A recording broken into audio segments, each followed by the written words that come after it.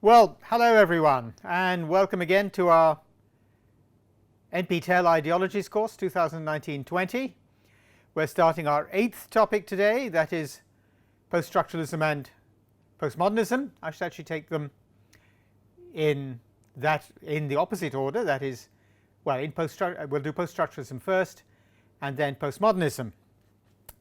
Now, these are terms which, both of them, Poststructuralism and Postmodernism, have had very widespread use in the last half century or so, but this has happened also in the case of Marxism. As has happened in the case of Marxism, these terms are very often used without much knowledge of their origins, their specific details, and their implications.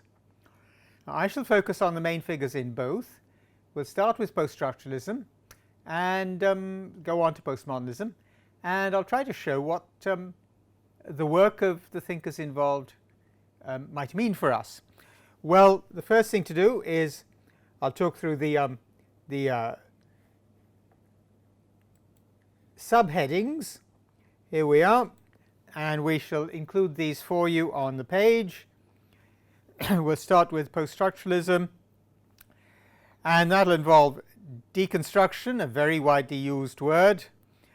We'll then look at problems in poststructuralism. We'll go on to look at Michel Foucault, and we'll look at problems in Foucault's work. We'll then talk about power and political activity, in particular the connection between different forms of poststructuralism and political activity. Right, after that we'll go on to postmodernism. We'll look at the etymological origins of the term.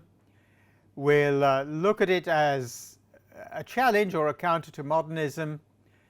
We'll look at examples of postmodernism in architecture and music, and we'll look at criticisms of postmodernism and perhaps at a condition in which meaning has collapsed. The collapse of meaning, or the possibility of it, will be our concluding topic.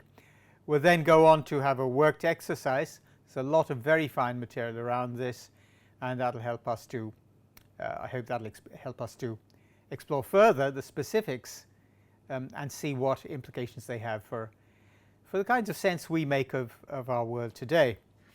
Well, we're going to start by looking at poststructuralism, in particular at poststructuralism and deconstruction. Now, between poststructuralism and postmodernism, poststructuralism may well be the more accessible of the two, of these two outlooks. It arose primarily in France in the late 1950s in response to certain methods which were then widely used in social sciences such as anthropology and sociology, and which were often called structuralist. For example, between 1947 and 1950, the American sociologist G.P. Murdoch investigated 250 different cultures around the world, and he was trying to show, he did this with a view to showing that all societies had families as part of their social structure, and therefore perhaps that the family was a structural element in society. Marxism, for its part, has its own structuralist forms, and those are particularly associated with the work of Louis Althusser, the French philosopher. Althusser's later work, we must remember, showed significant departures from his earlier thinking, because that was based on the principle that all societies are decisively shaped by their respective economic structures. It was a very substantial, almost determinist form of Marxist structuralism. Now, among the other social scientists who didn't conduct empirical studies, that is, such as Althusser, who was primarily a philosopher, well, forms of structuralism were common for several decades in the 20th century. For example, the American sociologist Talcott Parsons has written largely structuralist work. One of his major works, published in 1937, is called The Structure of Social Action. So we see that structuralism takes many forms. It was certainly very current in, I suppose, from the 1930s onwards till the late 1950s. and the term structuralism or post-structuralism arose in a certain kind of challenge to it.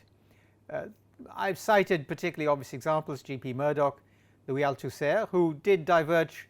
He did move away from his earlier structuralist concerns in his later work, and of course to Alcott Parsons.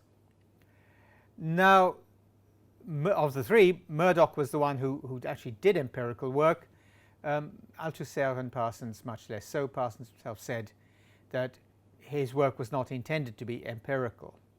If I'm not mistaken, that's what he said. Now, a challenge to structuralism did arise in the last half century or so.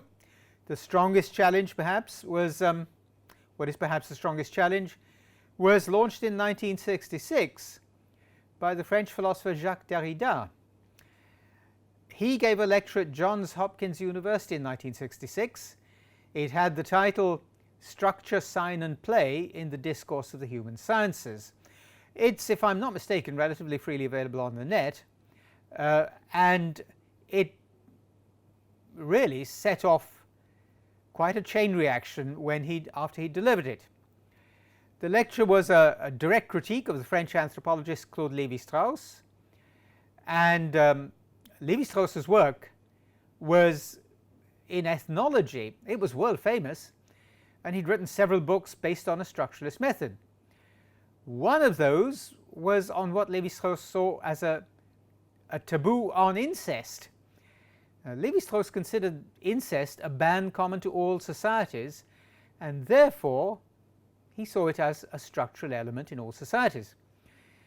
Today, well, following the publication of large numbers of research studies on child sexual abuse all around the world, with much of the evidence, I understand, being that this occurs mainly within the family, today we would probably contest Lévi-Strauss's conclusions much more rigorously.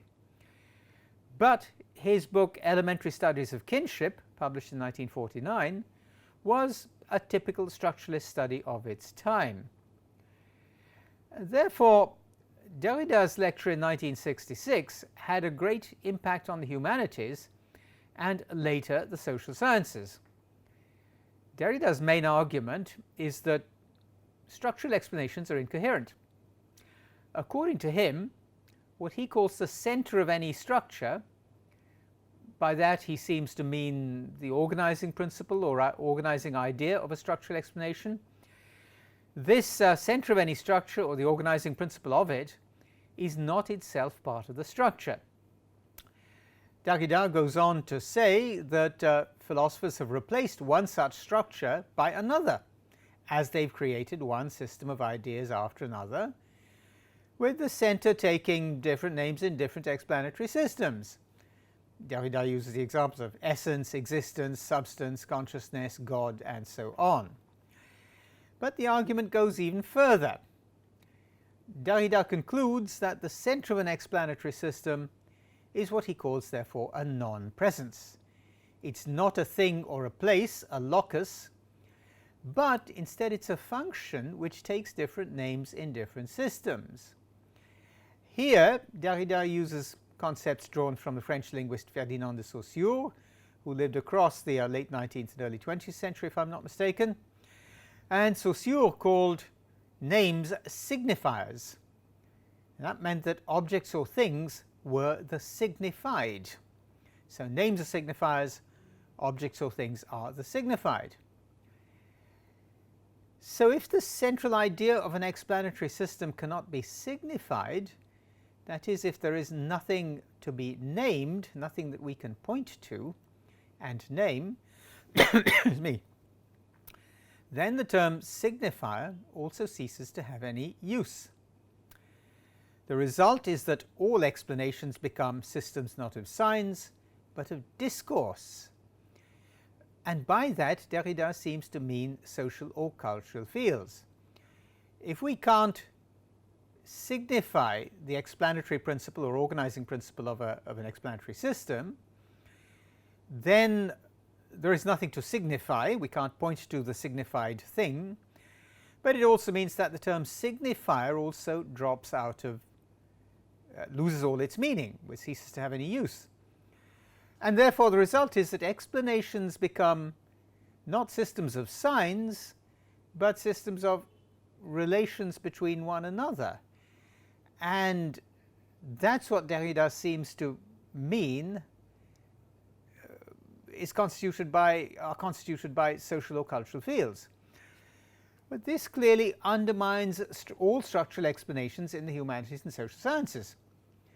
Derrida does point out that Lévi-Strauss shows some recognition of this.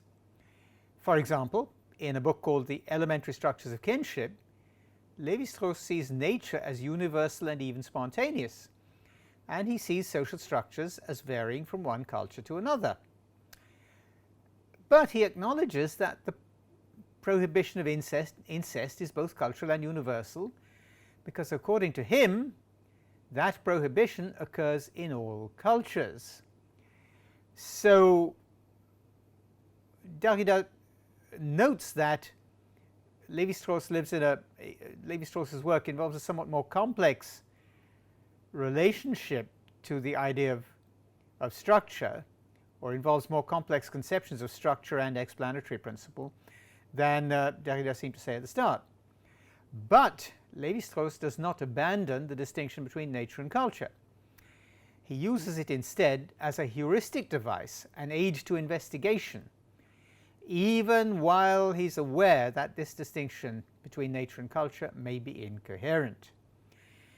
Lévi-Strauss even goes on to say that founding myths or foundational myths in any culture are themselves transformations of other myths in the same societies. And in addition, this seems not to matter to Lévi-Strauss. He likens the resulting ethnographic or anthropological analysis to the work of a linguist who can work out the grammar of a language without needing a complete record of all the words that have ever been used in that particular language. In effect, Lévi-Strauss seems to say we don't need a complete, if you like, historical, or as Foucault might say, archaeological account of all the organizational myths or founding myths in any society. We can look at a society today and work out, so to speak, a complete social grammar of it. But if the idea of an identifiable central idea within any structure collapses, that is something we can point to and signify. If that idea collapses, then so does the idea of that, or indeed any structure of ideas. This is quite a difficult point to get used to. What Derrida's work implies is that if we can't point to a central idea within any explanatory structure, if you like, a founding idea, even a founding myth in societies, or founding principle, if we can't point to this, then is it possible for us to identify the part played by this founding idea in any structure of ideas, in any system of ideas? Now, that need not stop our investigations in the humanities or social sciences, but it does mean that what we say in our investigations has a very different status, is a very different kind of thing from the one we thought it had or was. Now, according to Derrida, what we say does not have to refer to things which are, so to speak, present. The signifier does not have to refer to a signified. This certainly is a very radical departure from Saussure. The signifier does not have to refer to a signified, to a thing signified, and therefore meaning becomes a matter of the position of what we say in relation to other utterances in a field of discourse. This kind of step is radical enough, even though Derrida's response is in part a response to empiricist theories of knowledge, according to which all knowledge is ultimately gained from experience. We get that from David Hume in particular, the strongest of the empiricist philosophers. So Derrida's argument is in part a response to empiricist theories which say all knowledge is only gained ultimately from sense experience, and therefore our ideas are copies of some sense experience that we've had in the past, whether recent or further back. But Derrida is certainly responding to empiricist theories of knowledge, And he's going further, because from this time on, from his 1966 lecture on, he held that the humanities had to proceed by identifying the internal divisions and fragmentations in all texts. Texts, therefore, themselves have no identifiable center or core. Well, what then is a text to be? It seems that for Derrida, yes, literary texts are texts that we can identify, but could societies themselves be conceived, histories, archaeologies, could these be conceived as texts in the sense that Derrida seems to imply? That's one significant possibility, and Derrida's work has led to a much wider currency for the term textuality or text than it seems to have had earlier. But what are we supposed to do? What are we supposed to do if we conduct a non-structuralist investigation or analysis? Now, according to Derrida, the move away from structuralism had already taken place by the time he lectured on it in 1966. Right? We're moving into the topic of deconstruction here, a very tricky word in Derrida's thinking. Derrida says the move away from structuralism had already taken place by the time he lectured on it in 1966. He calls this move a rupture or an event, and one example would be decolonization, another would be civil rights movements, another would be a new wave of feminism, and the like. These are significant ruptures or events which lead us to reconceive society, lead to significant historical changes in societies.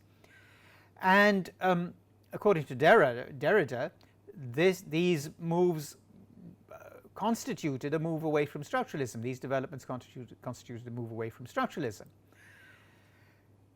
But Derrida considers that there's an approach which replaces structuralism. He calls it deconstruction.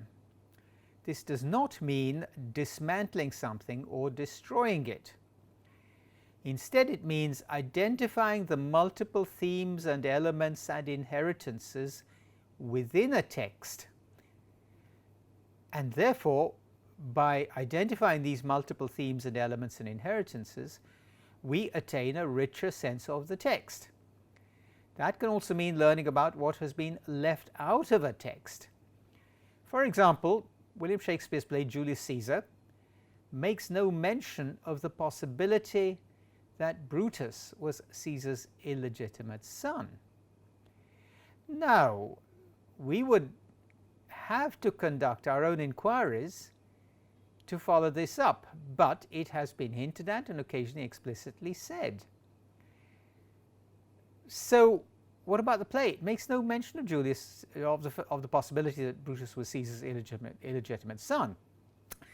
The play remains a great work anyway, but we might see it very differently if we conclude, if we take seriously the possibility that Caesar might have been Brutus's father.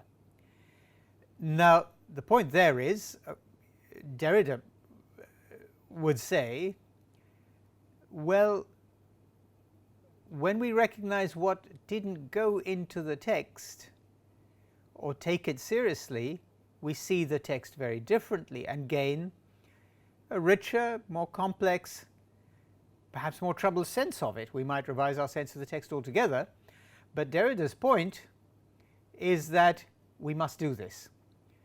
So deconstructing a text does not mean deconstructing it in the way we might dismantle a machine. Take a screwdriver around the back and take the lid off and take the back off and get the bits out and all the rest of it. Deconstruction is not dismantling.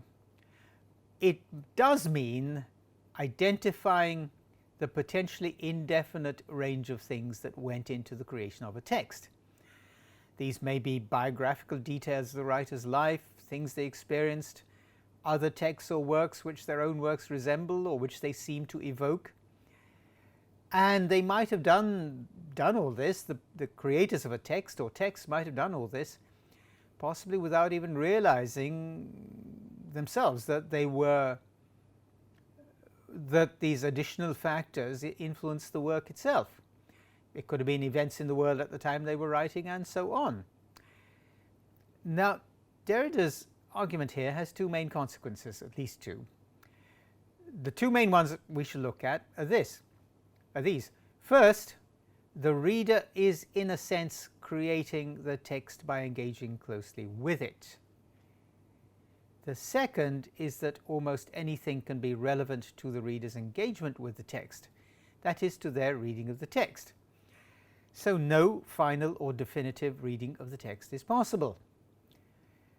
In the stronger version of poststructuralism, this means that reality itself is textual. No reading of the text can transcend the text by moving towards something outside, towards something that Saussure would have called a signified thing outside the text.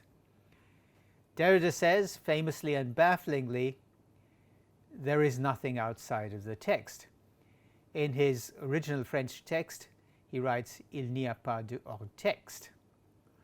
That is in a book called The Grammatology, in French, De la Grammatologie, of Grammatology. Now, for a long time, Derrida's writings were much more favorably regarded in English-speaking literary studies than in philosophy. That need not surprise us.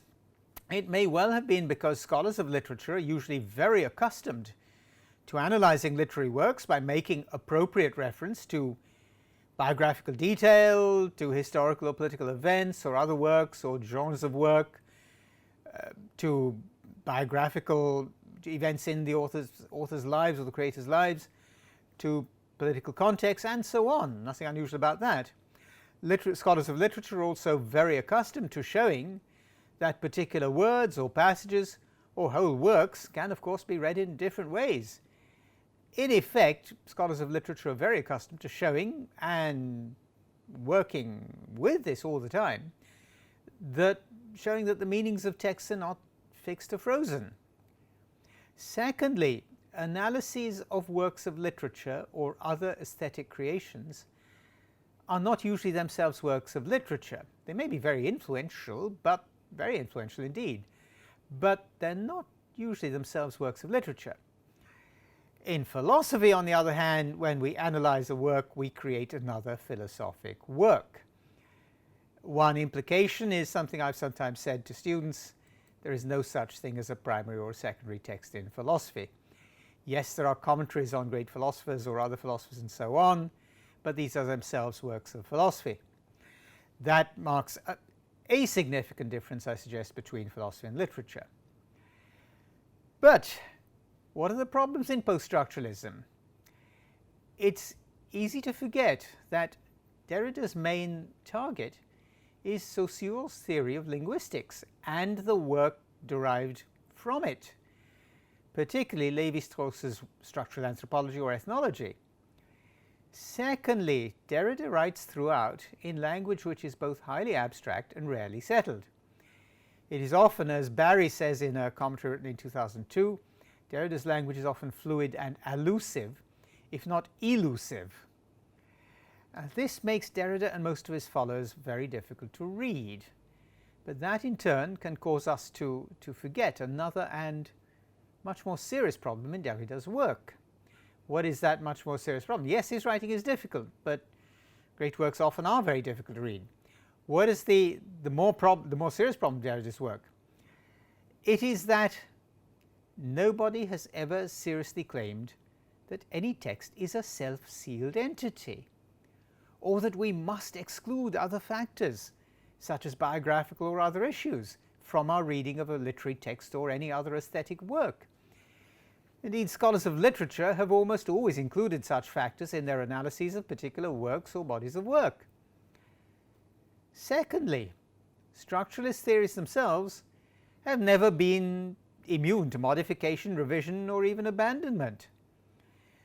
Thirdly, Derrida seems not to recognize that we need to show the pertinence or relevance of any wider factors that we adduce in our analyses of a text. We need to show what effect, say, an event in the author's life, or a political or social event, or the weather or anything else, had on the text. We need to show that. We need to show how this other factor is pertinent to the text, to our reading of it, and we have to convince people with it. We've got to show the relevance of the factors we adduce. Well, that is one major problem, right? In effect, Derrida leaves us without a criterion for relevance as to what we include in our reading of a text or include in our sense of how a system was evolved or was developed. Well, in addition to that, the political implications of Derrida's form of post-structuralism are also far-reaching. He may well be right that in the mid-1950s the world was abandoning or had abandoned many permanent certainties.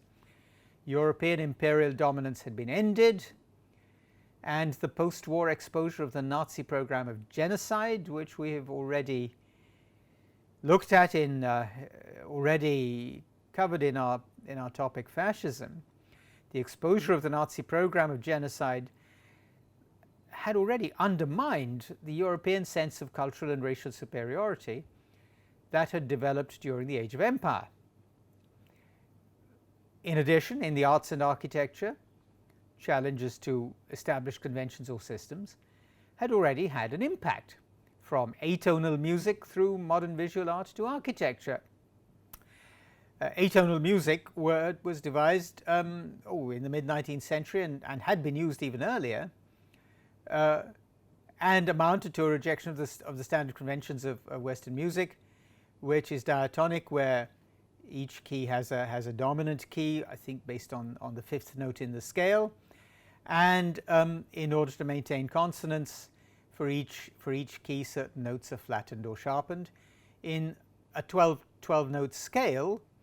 But the point is that in order to write in key, we have to keep to the conventions and rules of which notes are sharpened and flattened and so on in our particular key.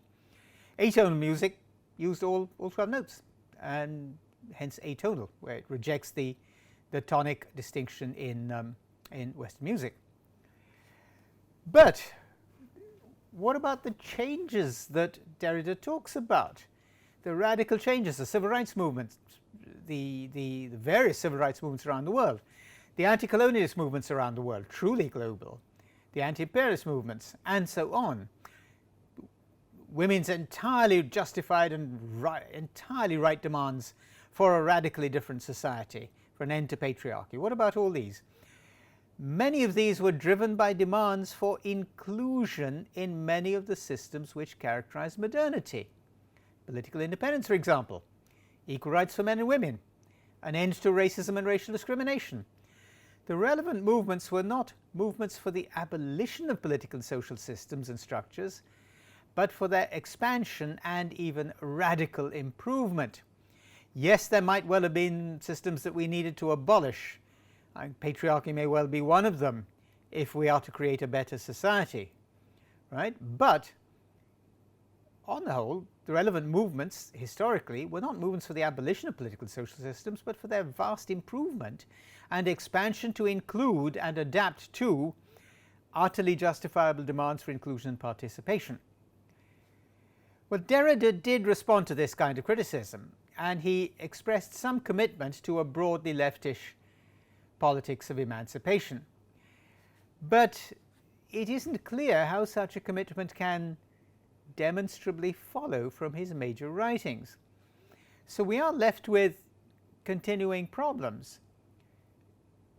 In particular, the fact that Derrida seems not to show a recognition that we need to demonstrate the relevance and pertinence of criteria which seem to be outside the text, the weather, the author's life, the political situation, major events. Derrida seems not to realize that we need criteria for pertinence. We need ways of distinguishing what is pertinent to an explanation, to an analysis of a text, to the writing of a text, or creation of one, a painting even, or whatever. We need criteria for pertinence. Derrida seems not to show that we need that. Secondly, it's not clear, therefore, from his major writings how we can justify a commitment to any particular politics, given that any particular politics, even a politics of emancipation, involves substantive commitments and does almost inevitably involve explanatory systems as part of its critiques and forms of justification. So we are left with major problems in Derrida. We'll come back to these later on. Well, another major figure in post-structuralist thought is Michel Foucault, and he made his name with his 3-volume History of Sexuality, 3 volumes in English. I think it's 6 volumes in French, in the original language. And in the History of Sexuality, Foucault argued against the idea that sex is a natural phenomenon. And he argues against the idea that this is a phenomenon which modern people have liberated, or that we can claim to have liberated from periods of repression. Instead, according to Foucault, reducing sex to a single such concept obscures its great complexity. That is, the combination of biological and anatomical elements, cultural practices and meanings, psychological factors, and so on, all of which are involved. So this kind of reductionist attitude also obscures the great variety in sexual practices and orientations among humans, not only around the world, but within what we might think of as single cultures.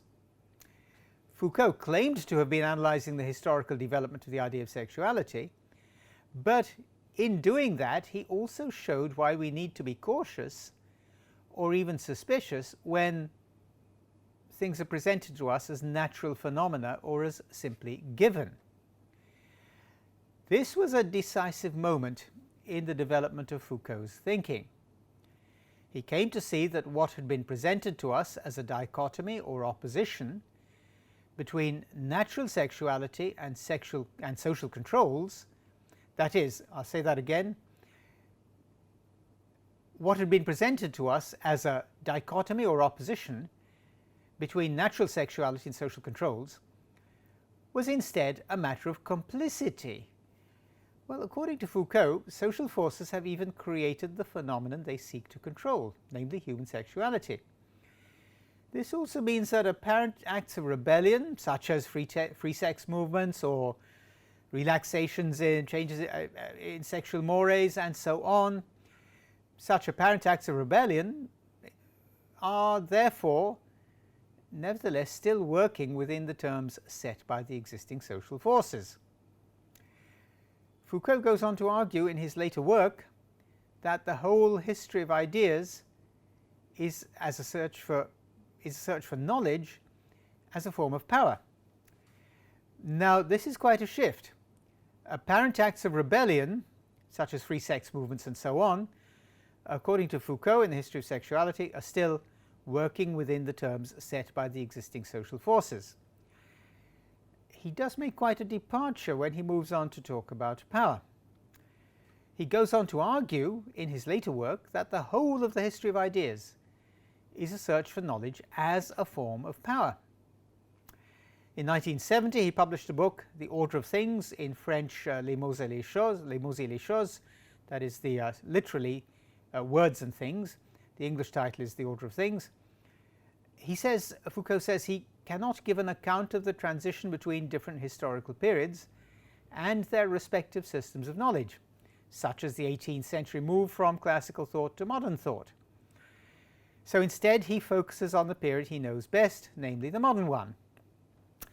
So here Foucault is looking at systems of knowledge much more closely, and he's not just putting the argument that what we consider natural is often created and what we consider as given is often itself socially and historically created.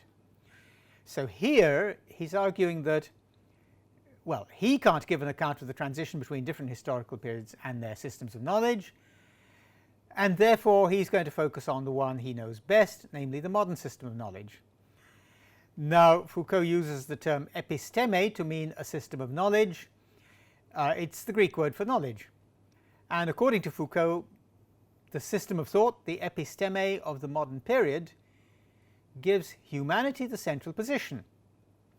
But he adds that this centrality is illusory, And he says that when the current episteme gives way to the next one, the modern idea of humanity will disappear. I quote, "like a face drawn in sand at the edge of the sea." He says that, I think, in the introduction or the preface to The Order of Things. Foucault says this also applies to history and the history of knowledge. As humans, we in our modern form are constituted by our episteme, by our field of discourse. Even though we might think of modern knowledge as being made up of permanent and universal structures and systems, Foucault tries to show that this way of thinking about knowledge is also illusory. Now, that means that Foucault is very severely critical of our convictions, or repeated convictions in different historical periods, that we have achieved universal knowledge and possess permanent universal truths, or have identified those. Foucault reserves his strongest criticism for the period he calls the Enlightenment. By that he seems to mean a modern or modernist project in which we subject everything to reason and we attempt to ground the whole of human life on knowledge gained by rational inquiry. He puts this much more strongly in his later work, The Archaeology of Knowledge. The French title is L'Archéologie du Savoir, literally the Archaeology of Knowledge. And in that book, Foucault says the main result of our attempt to ground the whole of human life on rationally gained knowledge, the main result of that is that we come to think of the Enlightenment, the historical period of the Enlightenment, as the progressive spread of ideas of universal validity. For Foucault, the key issue is therefore that of power, because he sees that as the informing principle of all human thought and action. Therefore, according to Foucault, everything we do is an expression of the search for power. This is an immensely convincing, highly influential, and even very powerful set of arguments.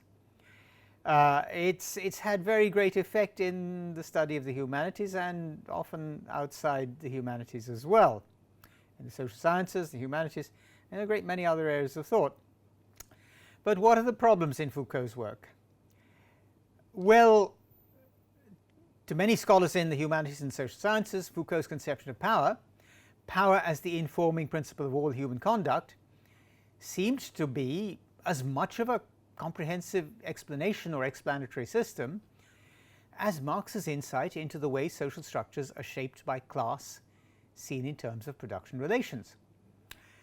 Foucault's work nevertheless shows its own wide range of problems. One obvious problem is that of the implied claim that a book or any other artistic creation is a self-contained entity. Now, it is true that in the 1920s, critics such as I.A. Richards used to present texts to students without the authors' names in an attempt to free the students of preconceptions about the text. But as a general method of literary evaluation, this was fiercely disputed even when it was introduced. That was, if I'm not mistaken, in the 1920s. Richards and others like F.R. Leavis were the founders of what came to be called new criticism, this type of analysis. And they encouraged and inculcated the practice of reading text very closely. And their methods have, of course, never been the sole approach to any aesthetic work. It's not clear how important a target those methods need have been for Foucault, because the idea that a work is a self-contained entity has never really had that much currency. It's barely intelligible. When do we actually read works like that, in that way? And nobody's ever made the claim, that we'll come back to this, that books, works of art, music, architecture and so on are self-contained entities. So it's not clear that Foucault need to be so disturbed about that claim. The second problem in Foucault is that of the tranquility with which he says we occupy our existing fields of discourse, our current lives. It is simply not credible that people lived in or occupied all previous states of affairs or our present world with no disquiet or disturbance at all. That simply is not credible. Even in the realm of philosophy and political thought, Foucault seems to have forgotten that Socrates so disturbed the Athenian order, or rather the minds of those who held power in that time, that he was condemned to death and accepted the punishment. As for our own time, the claim that we're untroubled about our world is barely credible. It is nonsense. Foucault's comparative neglect of the history of philosophy has further consequences. He explicitly takes the German philosopher Immanuel Kant to be the crowning or emblematic figure of the Enlightenment spread of reason as the universal method for the acquisition of knowledge. But Foucault seems to be unaware that Kant himself equally explicitly places clear limits on the scope of reason. Foucault also seems to be unaware that Kant does so in order to make room for faith. Kant actually says that in his astoundingly great work, The Critique of Pure Reason, and that kind of thinking, Kant's thinking, is one of Foucault's main targets. But Foucault seems unaware that Kant explicitly limits reason and the scope of reason to make room for faith.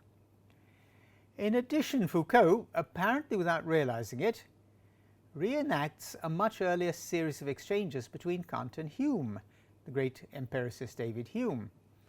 And Foucault therefore also fails to see that Kant himself clearly denies the possibility of a human self which transcends the particularity of time, space, and sense experience. Now, this may be because Foucault never specifies sufficiently what he actually means by a transcendental self, which goes beyond our time and place or any other kinds of boundaries, and yet the transcendental self seems to be one of his main targets in his critique of Enlightenment reasoning. Now, we'll come back to this, but I've drawn the identification of the connection between of the point that Foucault seems only to reenact an earlier series of exchanges between Kant and Hume. I've drawn that from very fine work by Christopher Norris from about 30 years ago on postmodernism. Well, what then about power? Foucault seems to offer the idea of power as a universally explanatory concept.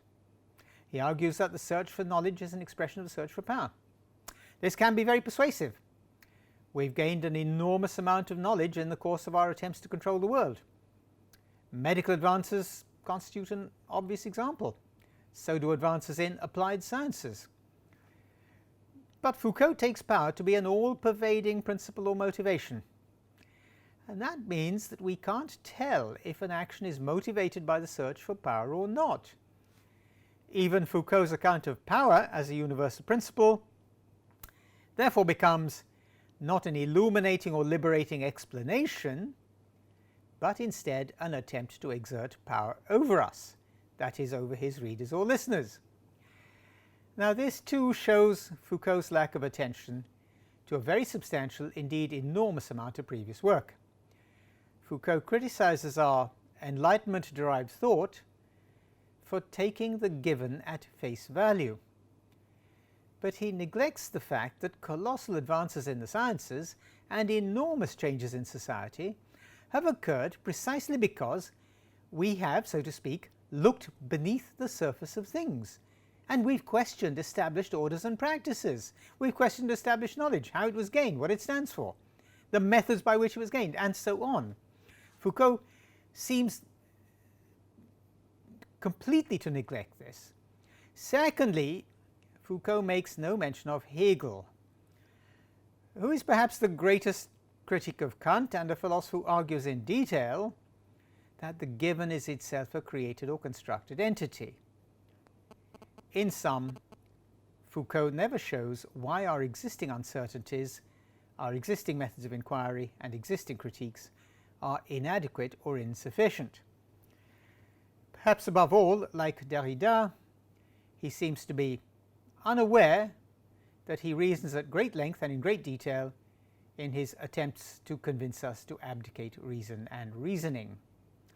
but we cannot reasoningly abdicate reasoning. Well, how does this connect with political activity? Like Derrida, Foucault came to see that his thinking could well imply that we must abdicate all political activity. But he was a committed political activist, and later in his life he recognized that political activity requires a commitment to some form of publicly identifiable and binding truth, or at least a commitment to a space in which we can argue freely towards agreement on what to do and how to organize our societies. Foucault also recognized that the search for truth might result in political commitments of various kinds. But he never reconciled his various suggestions that politics is a matter of class, or class conflict, with his other arguments against any conscious formulation of aims and plans. I draw that point partly from a very fine book by Peter Dewes called Logics of Disintegration. Well, Foucault's philosophic work, then, is riddled with gaps and incoherences. It is possible, if not likely, that he attained his intellectual status in the 1980s, because his work, like Derrida's, was very warmly received in English-speaking departments of literary studies, and later in English-speaking anthropology and sociology. So we've concluded our exposition of post-structuralism. We'll come back to wider, more general criticisms of both post-structuralism and postmodernism later. We'll move on in our next lecture to postmodernism. So we'll stop here before we go on to postmodernism.